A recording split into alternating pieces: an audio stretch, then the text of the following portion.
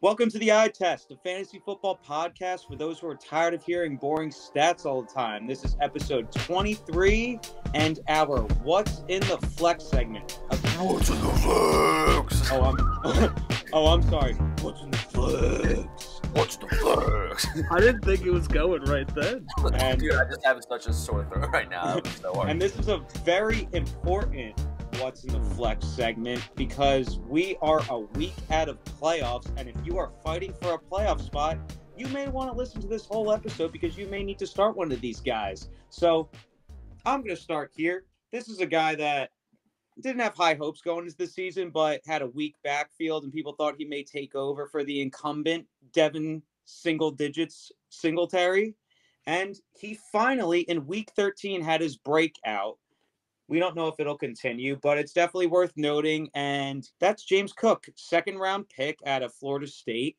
He put up 16.5 points in PPR leagues, played 43% of the snaps, which is even more surprising, especially since the Bills were playing the Patriots last week and they were leading the whole game.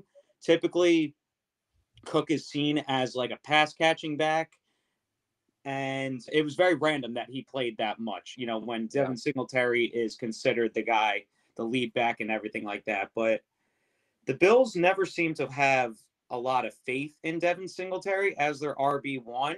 So I wonder if maybe this is James Cook's times to shine now. He put up 64 rushing yards, had 6 catches for 41 yards, and had that breakout game. He may be worth picking up, honestly, because the Bills, obviously, for whatever reason, don't like to run the ball at all, even though they have a fully capable back in Devin Singletary. They just like to let Josh Allen sling it. So James Cook may be worth the add at this point in time. What do you guys think? I think the intriguing thing is that these rookies, we see this every year. Once the second half of the season gets started, and even like later in the season, these rookies start cooking. And it happens at the wide receiver position, and it's no different for the running back position. So just this year alone, I'm going to bring him up again. Because I just love him so much. Stop. And that's Rachaad White. Look at it. The second half of the year, Rachaad White is putting up good numbers. Isaiah Pacheco, it took him this much of the year to win the starting job in KC. And after Christian this Watson? week, who? Christian Watson? Christian Watson. Yep. Yeah. And, I mean, you have, like, the outliers like Olave's been doing pretty well this year, and, like, Drake London's just on a weird team. But it wouldn't surprise me if James Cook is finally getting his feet wet. He's starting to earn the trust of Josh Allen. He's starting to earn the trust of his coaching staff. It wouldn't surprise me if James Cook might win people this playoff push. It would surprise me. I don't think that we're going to see double-digit points from James Cook consistently. We barely see it with Devin Singletary. We don't know enough about James Cook yet. The thing that, luckily I'm not a James Cook owner because that would be driving me nuts. Like I would be wanting to start him at my flex, but also knowing that it may not be the smartest move. Who do the Bills play? Like, do they have a fairly easy schedule coming up? So they play the Jets this week. Tough matchup, but the Jets are definitely more susceptible against the run than the pass. But as I said before, James Cook is known more for his pass-catching abilities. Then they play Miami, Chicago, Cincinnati, and New England. So they have not an easy schedule, but not really a really tough one either. I think this is more just telling because maybe like they're just not confident in Devin Singletary for whatever reason, or maybe they're going to start fully splitting the backfield and seeing what they actually have. They drafted this guy in the second round for a reason. No, yeah, you're right. I would definitely be fearful of what my job is going to look like if I was Devin Singletary. Yeah, The Bills may be, because they keep having success in the previous years and this year too, they're really high up on the draft board. And so they're not getting like premier players. Not saying they could get a premier draft pick for Devin Singletary, but they could rack up maybe 2 draft picks from a shitty team that needs a running back and utilize that to start stocking up their young guys because James Cook is passing the eye test for sure, especially when it's with a quarterback that likes to throw the ball. It's like, okay, I'd rather have a running back that catches versus a 3-down back that runs it down the middle because we're not going to really play that way anyway. Yeah, exactly. I think that's the biggest thing is this Bills offense has never shown a willingness, no matter who's in the backfield to throw the ball. So I think this actually favors who knows how well they'll do. But I think how the Bills play, this definitely favors James Cook more down the Agreed. stretch. So he's definitely worth at least an ad at this point in time. And, if you're really struggling at the flex spot, if he's playing 40 to 50% of the snaps, definitely worth a start in that offense as well. Yeah. And he's only owned in 25% of leagues, according to Yahoo. Yeah, go and get him. And if you own him in Dynasty, hold. Because going on that, before we move on to our next guy, I think Devin Singletary is actually a free agent after this year. Yeah. Oh, free agent. Okay. Yeah. I could be wrong on that, but they're not going to pay him. No. Then why would they? Yeah. So that's another thing. Definitely, hold him in Dynasty and definitely worth an ad and see maybe a potential league winner sleeping there, just lurking for the last few weeks of the season. Let's move off of James Cook now. John, who do you have for your What's in the Flex this week? guy, my What's in the Flex. Kind of going along with what Paul said about this is the time of the year where we start to see the younger running backs start to pop off. But it's strange because we saw him pop off last year. He was drafted higher than he should have been. And he was a bust besides week 1 and then I guess last week and the week before. And that's A.J. Dillon. He is, I don't know what the word is. Is he making a comeback? Is he starting to find a new role with the Packers offense? Or is the Packers offense just trying everything and seeing what works? And I guess when A.J. Dillon did well against the Eagles, they said, let's keep grinding him the next week. Aaron Jones did get injured. So that could be the reason that A.J. Dillon was almost forced production. But in that Eagles game, both A.J. Dillon and Aaron Jones scored just under 20, if not one of them had 20 points. So A.J. Dillon is worthy of a flex spot. The bad news is if you're trying to make a playoff push this week, you won't be able to start A.J. Dillon. He has a bye. And it gets worse. If you make the playoffs, that first week, A.J. Dillon plays the Rams. So here's what I recommend. A.J. Dillon will obviously be on your bench this week, and you need to monitor Aaron Jones' health here. See if he is practicing, see what types of reps he's getting in practice leading up to that Rams game, because he will have a good amount of time to recover. But if Aaron Jones is out against those Rams, and you have no one else to start, then start A.J. Dillon. If you're on the fence about A.J. Dillon, I would recommend benching him, seeing how he does against the Rams, and then plugging him in for that second round of playoffs if you make it. That would be my advice. But A.J. Dillon definitely deserves a what's in the flex because he's had 2 solid weeks of middle to high double digits. And I feel like when you do that, you get a what's in the flex award. I think if Aaron Jones doesn't play, he's a borderline must start. I agree. Yes, me too. It's just against the Rams is what makes it tough. The Rams are kind of ass. They're not playing for anything either. Yeah. They just want to go home and pack it in, go play golf, man. Yeah. Yeah, all right. You guys might have sold me on that.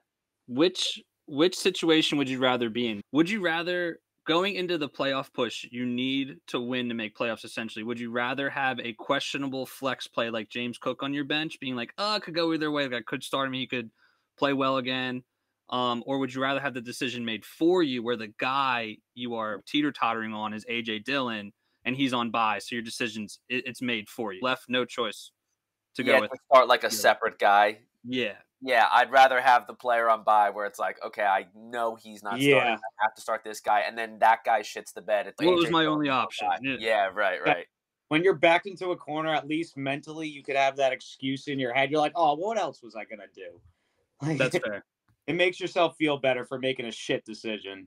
Yeah. But yeah, I like A.J. Dillon, and I actually didn't know he's been playing well this week. And the Packers these past couple weeks, the Packers also just seem to, I don't know, they don't know how to use Aaron Jones properly. They've never seemed willing to give him a workhorse workload for an extended amount of time.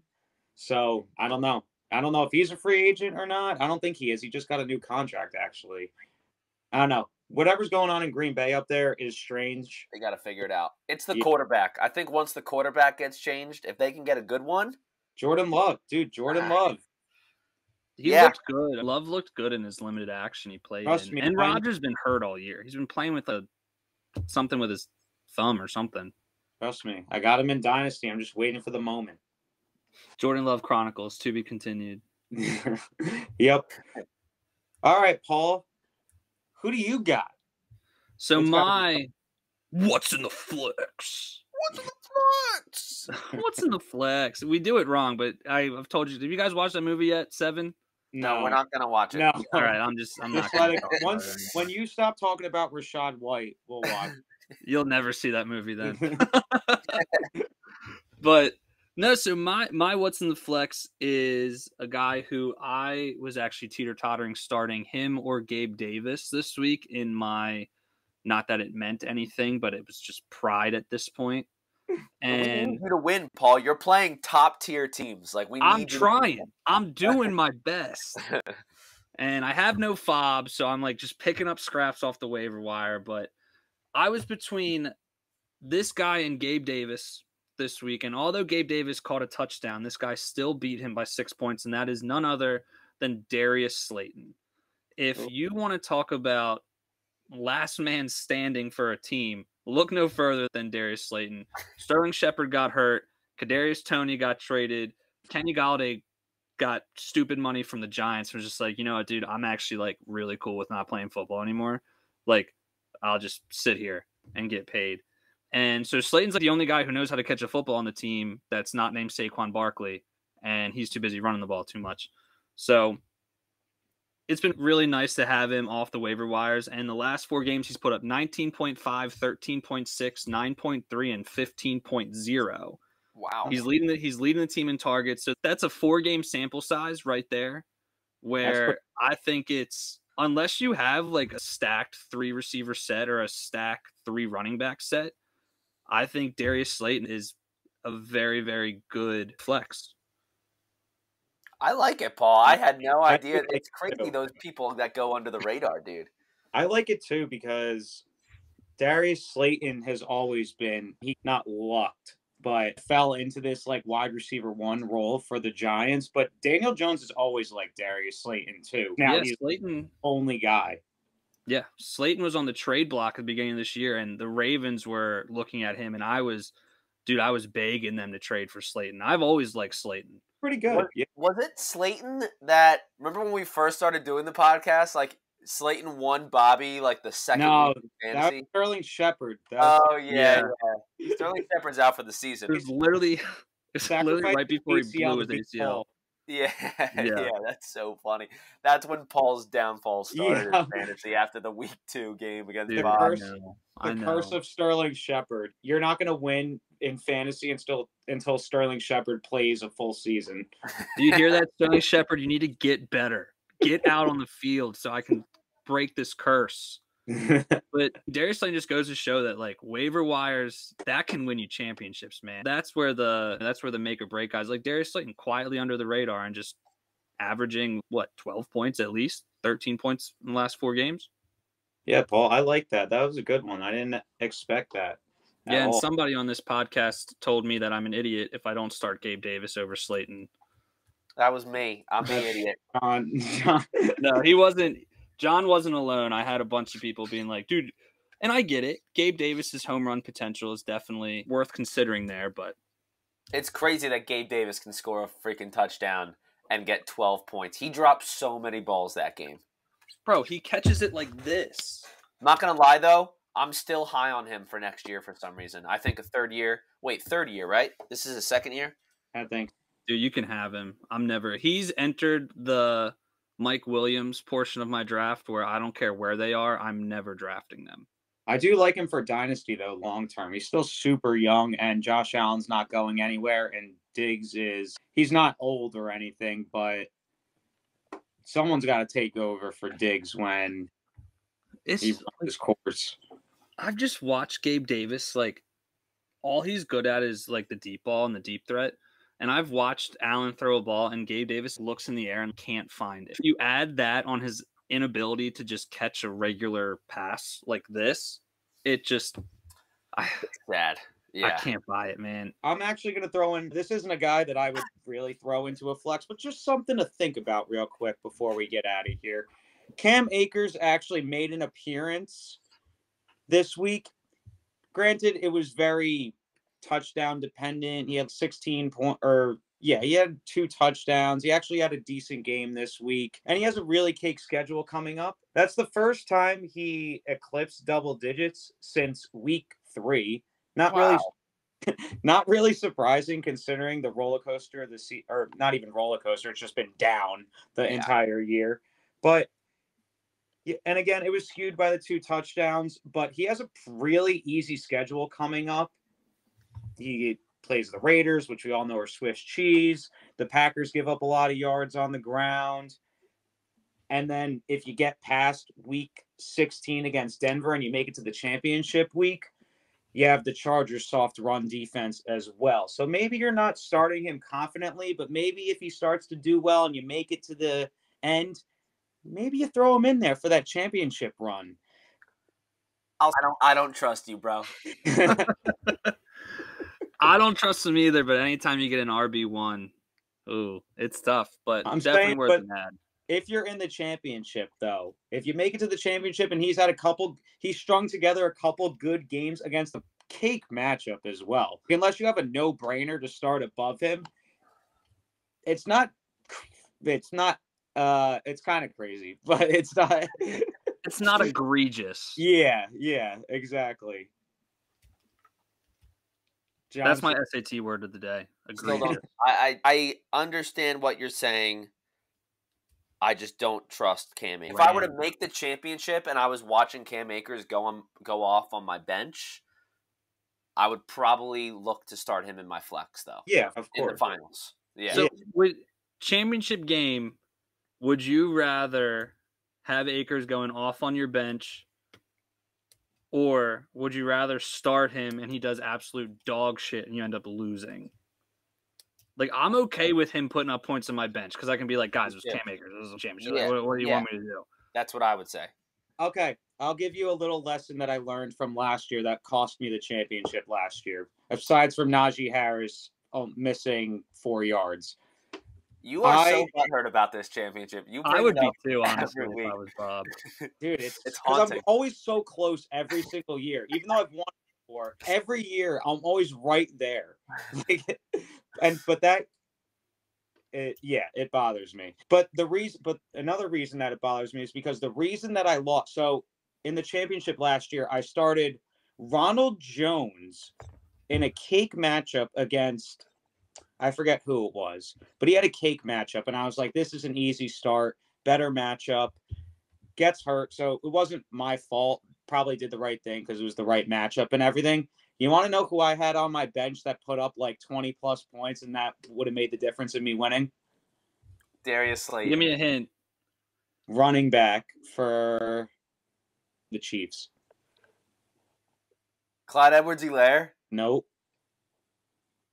He was hurt last year at the end of the season. Was it Jerick McKinnon? Nope. J.D. McKissick? Nope. Who the hell was the Chiefs? Darrell Williams. Oh my God. I forgot that guy existed. I benched him for Ronald Jones for fucking Rojo or Rojo, whatever. And he put up a 20-piece on my bench That's in the tough. championship. That is tough. So, But at least you were there. I have no idea what it's like to lose in the finals. Oh, wait, no, I did lose in the finals last year in one league. So I haven't been to the championship since our senior year in college. So Jesus, God, Paul, you got to start winning some freaking. I guess that also could go both ways. Don't always go with the matchup, but also sometimes just go with the better player on the Don't overthink it. Sometimes I overthought it way too much. So, little lesson. As you can see, I'm a little upset still about last year, but maybe I'll win it this year. We'll see. Your team's looking good. Yeah. It is. We'll see. But anyways, I think we'll end it there. This was episode 23 of The Eye Test. We are on Apple and Spotify, The Eye Test, the Fantasy Football Podcast. We are on TikTok, The Eye Test Pod 1. We are on YouTube, The Eye Test Pod.